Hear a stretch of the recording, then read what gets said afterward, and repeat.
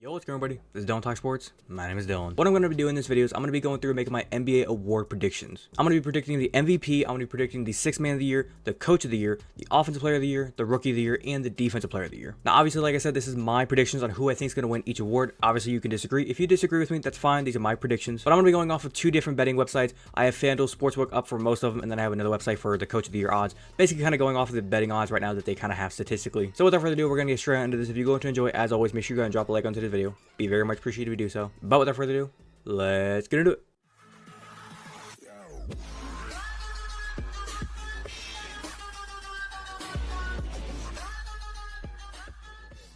Alright, first up, we're going to have Coach of the Year. Now, Coach of the Year, here's the weird thing. I'm not going to lie. I'm going to vote Joe Mazzulla would be my award winner right now. Going to the end of the year, I think he's going to win it. Boston Celtics, they are just having a terrific season. They're probably going to win minimum 60 games, maybe get to 65 for all we know. I think there's around like 27 games to go, so they're going to be about 17 more wins to get to 60 wins. It's very doable, and if they get that, Joe Mazzulla is easily going to get Coach of the Year. Now, some of the other guys like Mark, Rick, the Timberwolves coach, if they get to the #1 seed, they're going to have a strong consideration, but I really think Joe Mazzulla is going to get it. Now, moving over to FanDuel Sportsbook. This, we have Sixth Man of the Year for 2023-2024 season. I really think it's going to be Malik Monk. Russell Westbrook has a very good consideration, Caris LeVert, and I'll kind of hit the show more so you can kind of see some of the other people that are kind of in the vote consideration. Bogdanovic, I think is how you say the name. He's got some really good numbers this year. Russell Westbrook, like I said, Norman Powell, they've got some really good numbers. Tim Hardaway, all very reasonable. If you wanted to vote for any of them, I would understand it. But I hate to just say I'm going to vote for the favorite, but I really think Malik Monk is going to be the guy with the fact that he's kind of like the second man behind De'Aaron Fox. Sabonis is really good. He's obviously averaging like triple doubles game on game. But Malik Monk, as long as he just kind of goes out there and he does his thing, the way he plays, he's going to get Sixth Man of the Year. Next up, we have Most Improved Player of the Year. Now, this one is kind of a two-man race, in my opinion. It's between Tyrese Maxey and Coby White. Tyrese Maxey had to really fill in some shoes this year when James Harden got traded to the LA Clippers, and Tyrese Maxey had to show up. And then this year when Joel Embiid went down, and everybody said, okay, Maxey, you're being paid like a top guy. Tobias Harris also went down here for a couple of games in between before the All-Star break. Tyrese Maxey had to show up. And the thing with Coby White is this man's averaging like a walking 20 to 30 points a game. I don't know about you, but I would probably give my vote to Coby White right now. Tyrese Maxey, he definitely deserves the votes. Jonathan Kuminga, he's playing well. He could really get that vote. But I really think it's between these two, Coby White and Tyrese Maxey. And I think it's mainly because of the scoring. Scotty Barnes, Jalen Williams, all these guys. And like I said, I'll hit show more so you can kind of see some of the other considerations that are in the votes. But at this time and place, I'd probably give it to Coby White. That's just my opinion. We got Defensive Player of the Year. Once again, I'll hit show more so you can kind of see all the people that are in here. A lot of the consideration for the votes. First up, we got Rudy Gobert, Jarrett Allen. I'm surprised as a Cavs fan to see Jarrett Allen there. He's really worked hard this year on his defense. Wembanyama, the man's 7'4", so I don't really know if I can get him consideration. Derek White, Chet Holmgren, Anthony Davis. Let's just be honest. It's Rudy Gobert. Rudy Gobert is going to get the vote. If Jarrett Allen got the votes, I would be stunned, but it's Rudy Gobert. Wembanyama, like I said, I don't give him credit. He's 7'4". Like, your wingspan is longer than a fucking tree. It shouldn't be hard for you to guard somebody. Derek White has really showed up this year. The past couple of years, he's been like a very underrated player. It seems like this year, the man shaved his head, and he has just blossomed into being not only a prolific scorer, but he can play some defense. And I always wondered whenever the Boston Celtics let go of Marcus Smart, I was like, man, they're losing a valuable defensive player right there. They knew what they were doing because they had Derek White. But like I said, when it comes to Rudy Gobert, he's already won Defensive Player of the Year awards before. He's going to win another one here. Like I said, Jarrett Allen, I would love it for him. He's going to have to make a really strong home stretch here towards the end of the season, the last, like, 27 games. But he's got the opportunity to do it. Wembanyama, no. Derek White, maybe.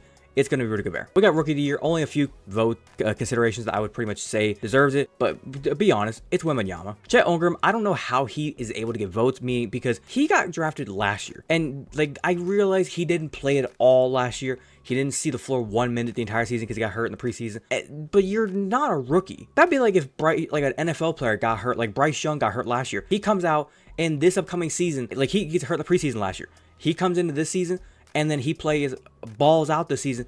Is he going to get Rookie of the Year award? No, because you're not a rookie. It's going to be Wembanyama. The Wembanyama had so much hype, so much build-up coming into the season. It would just be an atrocity if the man did not win the award. And last up, we have the MVP award. This one is going to be one that I don't know if I'm going to get hate for. I've seen a lot of people all over ESPN saying it. I started looking more into it, and I'm starting to wonder, okay, who could win the award? I'll put the show more so you can kind of see. We got all the people that you can vote for. I'll read them off. You got Jokic, you got Shea, Luka, Giannis, Jason Tatum, Kawhi, Jalen Brunson, Donovan Mitchell, Kevin Durant, Booker, Ant, Steph, LeBron. Like, you got a lot of really good people here that you could vote for. LeBron, I think, is past his prime. Steph Curry's playing great. I just think he's not getting like the the hype and like the attention that you need to be winning MVP. He's, for some reason, everybody's just kind of like looking past him, and I don't understand why. Ant's probably like a year or two away from winning an MVP. Booker, not really, and KD, I think it's more or less because the Suns, the record is not the greatest right now. They're kind of in that middle pack right now. Donovan Mitchell, I'm a Cavs fan. The man is averaging some prolific numbers. He's, I think, top 5 in points per game. He's got career highs in stats, assists, steals. The man's balling out there. Jalen Brunson's balling out as well. Here's what I'll say. Luka, the man's a scoring monster. He's probably going to get votes. Shea, always going to be a scoring monster. Jokic, I understand why. Like, he's probably going to get votes, mainly because Joel Embiid's not around. Embiid won last year. Jokic should have won last year. He should have won for a 3rd year in a row, but Embiid got it. Jokic might win it this year, but I'm going to say my vote. I'm going to agree with everybody on ESPN. It's going to be Jason Tatum. He's the best player on the best team. If that team, like I said, gets 60 wins, the man can average 28 to 30 points a game by the end of the season. If he can bring his average up and he can just go nuclear these last 27 games, the man's going to win MVP. Jason Tatum is going to win MVP. Like I said, if I was going to be a homer, I would say Donovan Mitchell. Give the man the MVP award. But I'm going to say Jason Tatum's going to win the MVP. But I'm just saying, Jason Tatum, the man's balling. He's got great players all around him, so his assists are all going to be there. You got Jaylen Brown. You got, like I said, Kristaps Porzingis.